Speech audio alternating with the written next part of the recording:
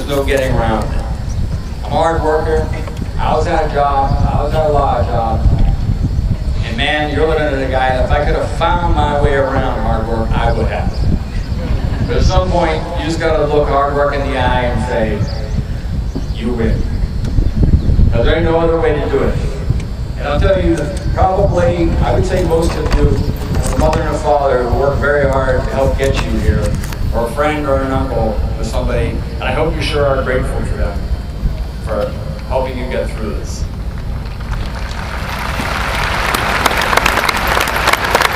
I'm going to tell you one more story, and then I'm going to start cutting to the chase here, moving things along, because I'm really afraid it's going to start raining. One day I walked by the journalism department where I had some of my greatest sponsors. You bet. This is one of the great universities for journalism, by the way.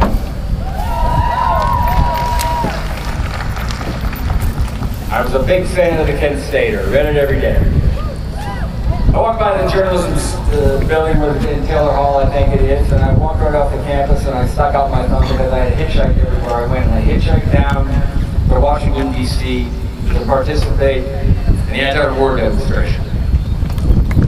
And on the way down somewhere around Maryland, I guess, I got picked up a second or third ride by a guy roughly my age, pickup truck, I think, I can't really remember.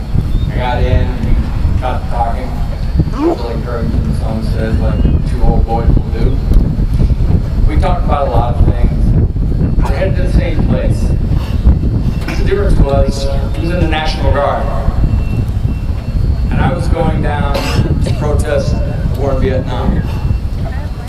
On the way down, we talked about sports, cars, girls, I'm sure, music, whatever two young guys talk about. And we got out, we both said it was nice talking to each other. Stay safe. And I said, thanks for the lift. When I got out, I thought, we're going down for essentially the same thing. He was going down to try and keep the peace, and going down to march for peace. We weren't that different, really. And at the time, I couldn't help but think of the inherent drama in it. What a great story that was. I had taken my little notepad and my pen as I was going to write a story for the journalism class and report about what I saw, but I never did. I was more taken with the irony and even the comedy of what just happened to me with this guy in this truck on that day. And that was one of the experiences that I had here that really started to shape me. So I had to drop out of school one more time to make a living and to afford to get back in school. And I had done a play here, and I was really getting into my writing. And I went back to Pittsburgh. I worked 2 jobs. I was going to play at night. I was working in a nightclub at night, and I'm not going to bore you with all the details. But I was saving every penny I could. And at that point, I thought it was time to make my move, because I was feeling it. So I made my move to Los Angeles, and I never had the intention of dropping out of school, but I thought I should take my shot. And that's what I did. I remember my sister Diane coming in and talking to me and saying, are you sure about this? Something like that. You feeling okay about this decision? And I remember saying to her, I just never want to get older and look back and say I never tried. I never gave it a shot. So I'm going to tell you this, if you don't already know it. There's nothing I love more than people who try. I coach just about every team my son played on, and the kids I love the most are the kids who try. Not always the kids with the most talent, but the kids who try. And I will tell you this as well. You have to take risks. I'm going to ask you to take risks whenever you can. Put yourself on the line. Don't be afraid to look foolish. Make mistakes. Take chances. It's one of the best things you can do. And what that'll lead to is self-discovery, and it will lead you back to your natural, authentic self. And I really encourage you, as you get older, to go back to who you were when you were a kid, because that was the most authentic you that there has been.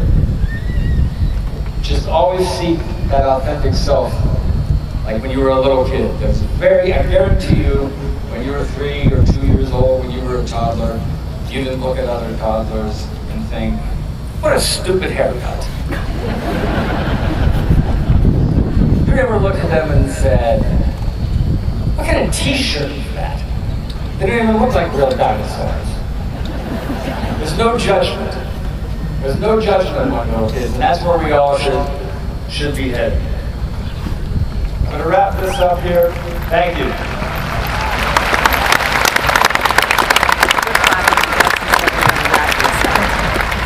Don't ever live in your false self. Always live in your real self. Because the absolute freedom, not worrying about what other people think, is indescribable. And worth all the effort that you put into it. And one of the things that's going to happen to you as you try to make your way back to your authentic self is you're going to face something called humility. It's going to be one of the greatest things that's ever happened to you in your life. You're going to go through life, times thinking you're all that, and you're going to learn real quick, you ain't. And humility is going to knock on your door one day. He's going to say, on your knees, son. And it's one of the best things that could ever happen to you. So don't give up the fight to find your authentic self, and don't quit. I'm looking at all these faces out here, I'm thinking to myself, man, I see a lot of different looks. I've heard people talk about them and put them in the group. All the millennials. To me, you all look like a bunch of individuals. You all look like people who don't want to be categorized, who don't want to be put in groups. And I've got a friend named John Mayer, who's a really good guy, and a monster guitar player, and a damn good writer. And he's got this song called Waiting for the World to Change. I hate that song. Because I'm looking at you and your generation and your little brothers and your little sisters, those kids down in Parkland, Florida, and I'm thinking to myself, they ain't waiting for anybody. Don't you wait for anyone. You are the world. You are the change.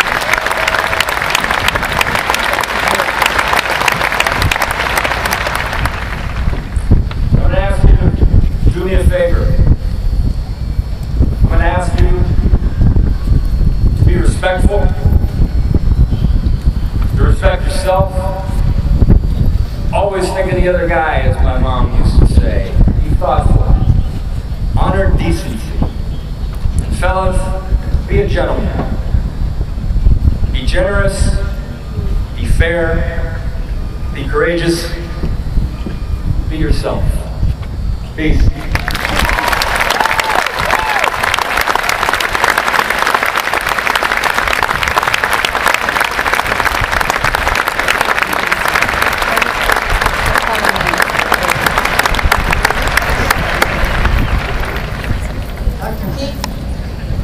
Lessons in the classroom of life. And we believe in that very, very much at Penn State University. We know that learning comes in all shapes and forms. And you just shared one of the most powerful. We'd like to invite you back up and present this plaque as our thank you for spending time with us and being here, and welcome home. Thank you very much.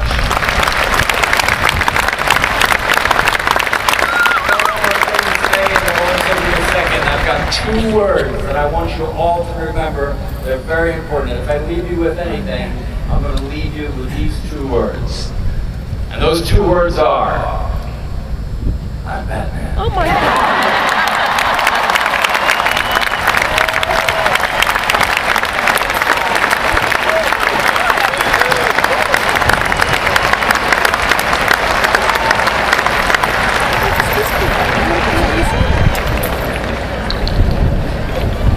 Okay, the man. It's time for Provost Keaton to present the doctoral degree candidates.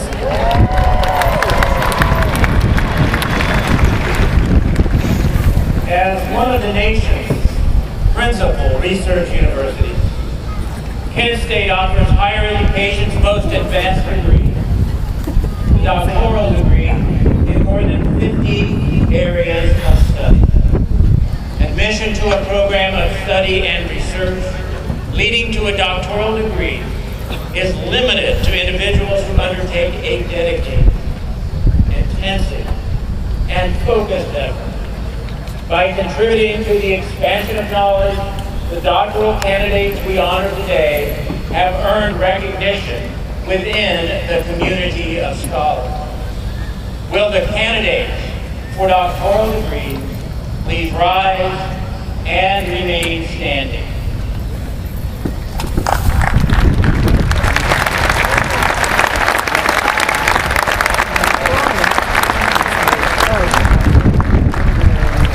President Warren, I proudly present the candidates for doctoral degrees. Upon the recommendation of the faculties concerned, and by the authority vested in me by the Board of Trustees of Kent State University, I confer upon you the doctoral degree appropriate to your field of study with all the rights, privileges, and responsibilities appertaining thereto.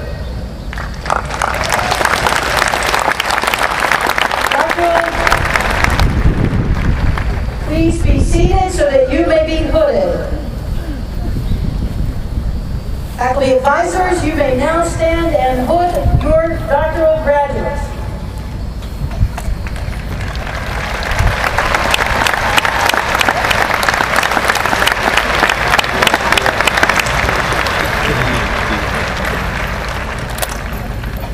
Doctoral graduates, would you please rise?